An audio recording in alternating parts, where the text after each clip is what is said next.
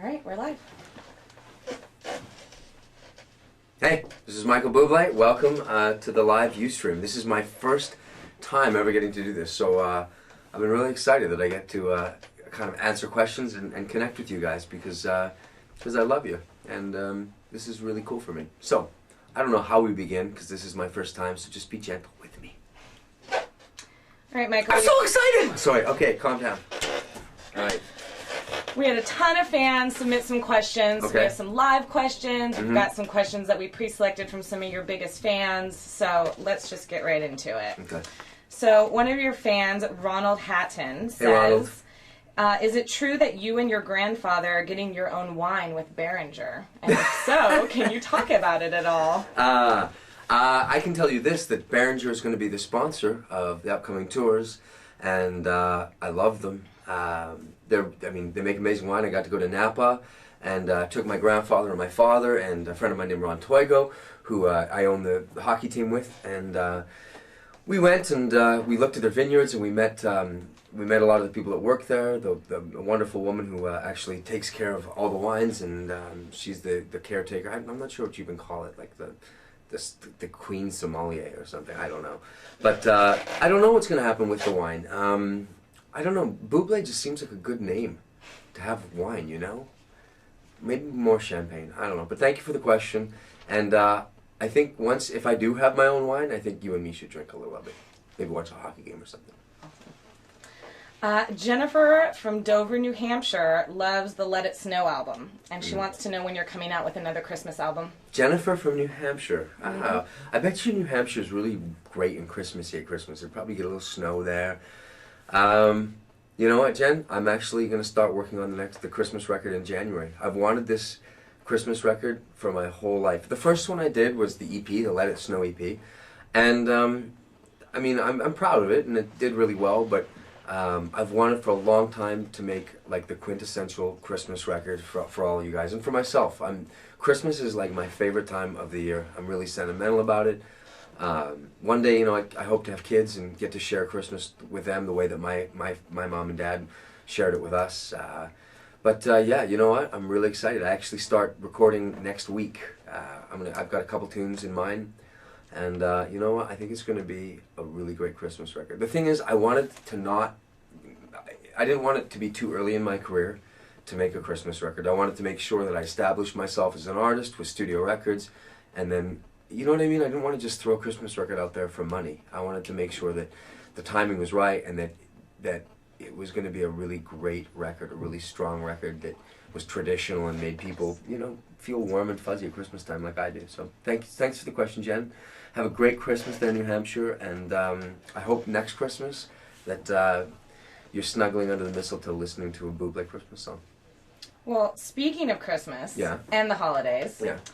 One of your fans, Patty Farrell, wants to know what the best Christmas present you ever received was when you were a kid. Yes, Patty. The best Christmas present I ever received was Starscream. It was a transformer from my Uncle Kelly, and it was awesome. Truly, it was awesome.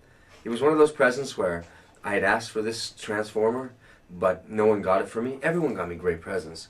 And then I thought, it was almost like, remember the Red Racer from the Christmas Story, where he didn't think he was going to get the rifle, and he got whatever he got, like a football helmet or something, and he was disappointed, but he didn't want to let anybody know. And then all of a sudden, at the last moment, his dad brought the Christmas present behind the couch, and Santa had brought it. That's kind of what it was like for me, except my Uncle Kelly was the one who bought me the transformer. And also a cool present was once my parents told me that my bedroom had been fumigated because we had an ant problem. But turns out, while it was being fumigated, only the magic of Santa Claus could have got into the room and done a whole refurbish of my bedroom. And when he finished, I had all Star Wars sheets, wallpaper. I had a Darth Vader, even a light switch where you switch up his nose thing. And that was Santa Claus. They did that. So that was an awesome present. Thank you, Santa Claus. And he made it without getting sick or anything. But that's because he's Santa Claus. Well, this year for the holidays, we know you're going to be touring a lot. So we don't know if Santa will visit you, but we have a ton of... What are you talking about? Yeah, Santa will visit me. Even on tour? I promise you right now, I'll come. No matter where you are. All right. That's the magic of Santa Claus. That's true. Think about all the kids now, maybe who mom and dad aren't together right now, and mom's living somewhere different. And Santa Claus knows. He finds everyone. Especially if you're good. If you're good. Only So be good, you guys, because you know what? You know he can see you everywhere. And the Hanukkah fairy, too. And the Hanukkah fairy, too. So, since you're going to be touring over the holidays, we have a bunch of questions from the fans just about touring in general and what it's like to live on the road. I'd love to answer those questions. So, when you're on tour, Eli Mansalis wants to know, do you have any crazy rituals that you do before you get on stage? Hola, Eli. ¿Cómo estás? Mi amigo? Yeah, I have rituals, but they're not crazy. One of my best friends is also my guitar player. His name is Dino Medigan. And before the show, he comes to the room and we mess around. We play Beatles songs and stuff just to get warmed up, and it helps him with his picking and stuff like that, and it helps me with my voice. And I play ping pong, brutal games of death ping pong. But really, I'm not one of those people that I don't need any like privacy or space or time to like me, nothing like that. I don't have a vocal coach, and no, I love going out there. So sometimes, Eli, the toughest thing for me is the time that it takes, because I just want to get out there and be with you guys. And I think you guys can see it too. I think you can see it when I'm up there that truly I really am sincere about enjoying my life with you guys up there and loving what I do. Awesome. Thanks, Eli. Well, Kevin Verde saw you in concert in Fort Lauderdale, Florida, and he's a trumpet player, and he was really impressed by the quality of your musicians, and he really admires your work.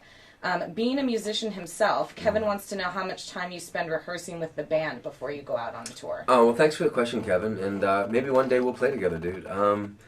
We don't spend that much time rehearsing. Right before an actual tour starts, we might do a couple hours and just brush up on stuff, but that's about it. Even our sound checks are pretty tame. I mean, half an hour. I do have strong musicians, and the truth is, though, and I don't know if this is real or not, but I think some of them are on steroids. Because some of them have big heads and stuff, and they're a little aggressive. But they're really good players. So if that's what it takes for them, I'm not testing them or making them pee in cups or anything yet. But forget about trumpet playing. You should see them hit home runs. Thank you for the question, Kevin. All right, our next question comes from Barcelona, Spain. So there we go, more Spanish. Hola! ¿Qué pasa? Woohoo!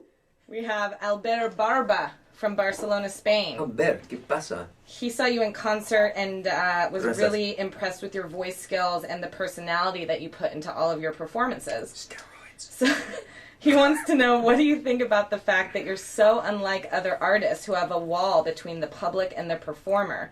And do you realize that this actually makes you a better artist? Oh, well, thank you for the question. Gracias. Me gusta mucho. Porque I like what I do, man. I like my life, and you know, the truth is that I don't think it makes you better than other artists. It makes you different, but it makes, definitely, I'm a different kind of artist because of the fact that I love to connect like that, and I love to put on a show, and you know, I think it's important. I think that people pay really good money and they work really hard. You know, all of you guys work hard for that money to pay for tickets, and I think that you deserve the recognition. You deserve the respect of someone caring enough on stage to put forth an effort, to try to connect with you, to make you laugh, to make you feel something, to make you understand that when I get up there, it's special for me too. You know, it's not just another night. I'm really blessed that I get to go and share my life with you guys like that. And I'm growing up. I mean, I'm growing up with you. I mean, together we're getting older, and I thank God every day that I have the opportunity to be this conscious with this many great people like you. So thank you so much for the question. You know, yo quiero ver pronto. I said none of that right. I sound like a caveman. I wanted to say, I look for, well, let's just say this.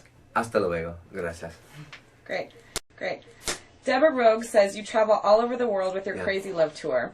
Given all the packing, unpacking, moving, beginning, and ending, what is one device that you think would be the biggest help? Like, what one technological advancement or basic appliance do you wish you had with you at all times? Holly. Holly is right behind the camera now. Come over here, Holly. 2 seconds. Come and meet my friend. Come on. Just so that you know, Holly is she's my friend, firstly. She's my assistant and my stylist, and basically, come down a little bit so that they can move over a little bit. She was born in Tasmania in Australia. She grew up in Melbourne, and it was kind of a fluke that we met each other. But basically, she's my everything. She takes care of everything for me. If I need to go to the doctors or when I need to pack, she's so. Say hi. Hi. Say hello. Hello. I like how she says hello. Hello. And tell them about yourself and stuff and what you think about being on the road. Well, I mean, this is good. Yeah, okay, I'll do that. Just to calm me down. Being on the road's fun. I have a lot of great friends. It's a pleasure to work with Michael. He's a great guy and he makes my days fun. It's a tough job when you're away from your family and your friends, but we laugh a lot, right? Yeah. We have lots of fun. Truthfully, it's like summer camp. Totally. Yeah. So this is the girl, and it's the best having her. Seriously, I'm everybody lost here about it. is saying hi to you, Holly. Oh, we're hi. giving a big wave. Look at Everybody in the hi. Ustream is saying hi. And I bet you have a bunch of people from Australia too. I'm out. Okay, buddy. So anyway, she's a big part of my life, and she helps with so much of that stuff. I mean, there's things that I can't be without, obviously. My phones, my computer. I like my iPad. I play Scrabble a lot. And I love the best word on Scrabble because, you know, it's cheating. Yes, it's cheating, but sometimes I'm just not smart enough. Well, we have Joanna Paulo from Portugal. Oh, man. Like Portugal? Yeah, Joanna, I don't know if you were there, but I have to tell you that of all the countries I've been to now in my life, of all the places I've played, Portugal, playing in Lisbon was honestly, and I don't mean to hurt the feelings of all the other countries because I love you too, but you guys, Portugal was the best audience I've ever had in my life. She was there. Oh, dude, you were amazing. You guys gave me goosebumps. You laughed harder than I've heard an audience laugh in a long time. You danced, you sang, you made it an absolute pleasure for me. It was my first time. I didn't know what to expect, and I told my manager that I need to go back as soon as possible. We're going to make a lot of fans happy. We had a ton of questions about coming back to Portugal, and a lot of people that were at that I'm actually show. trying to get back this summer. Great. For festivals and stuff like that. I just need to get back there because it's a spectacular place with spectacular people, and those fans were, I mean, you know, that was incredible. I wish I could bring fans from some other places to there so you could get what I'm talking about. They were just nuts. It was beautiful. Well, Joanna wants to know. Obrigado. Joanna wants to know, but beyond the concerts that you do, what do you like to do outside of work? You know what? Firstly, Joanna, I like to work. Number one, I do. I mean, it's something that I can separate myself from, and I'm not. I mean, what I do is not who I am. I mean, my job is to sing and stuff, but I like people, you know, and I like being out here, and you know, even doing this with you guys is a joy for me. But I love sports, any kind of sports. I love playing football, soccer, bowling, tennis, hockey, ice hockey. I love watching any kind of sports. I mean, I love sports. I mean, I'll do anything. Love being with my family. When I finished the tour of Europe, and I was in Portugal the last night, I was so excited to come home because I knew that I would have a chance to have a couple drinks with my sisters and their husbands, and I love them. They're my best friends, and so you know, that's a blast always. You know, throw on some great music, and we just have a blast. You know, we dance around and have a few drinks, and that's my family's the best. So that's a big part of my life when I'm not working. So Ann Edwards is from Lawrence, Kansas, which is right outside of Kansas City. Yeah. Ann says that she loves all the new songs on Crazy Love Hollywood Edition. She especially loves End of May and Best of Me, which we've had a lot of fans say, so her sentiments are well read. She says you're so special and talented. Thank you. And that being said, let's go into some questions about your music and some of the specific songs that some of the fans were asking about. Dave Starr says, when you sing Best of Me live, it is always very clear that it's a very emotional moment for you. Yeah. Aside from the fact that it's a beautiful song, what is the significance of the song to you personally? Well, thanks for the question, man. And, you know, The Best of Me is such a beautiful song, and I think that I try to think about different relationships in my life that have happened, and, you know, the truth is, man, I tried to make it a bunch of different things, not just one moment or one relationship. I try to make it about the love I have now or the things that have happened in the past. But The Best of Me is it's an incredible song because it's looking back at your past and into your future as well. And you know, it's a hopeful song, yet it's sprinkled with regret. And I think all of us feel that about places we've been, relationships we've had. Sometimes we wish we could have been there more.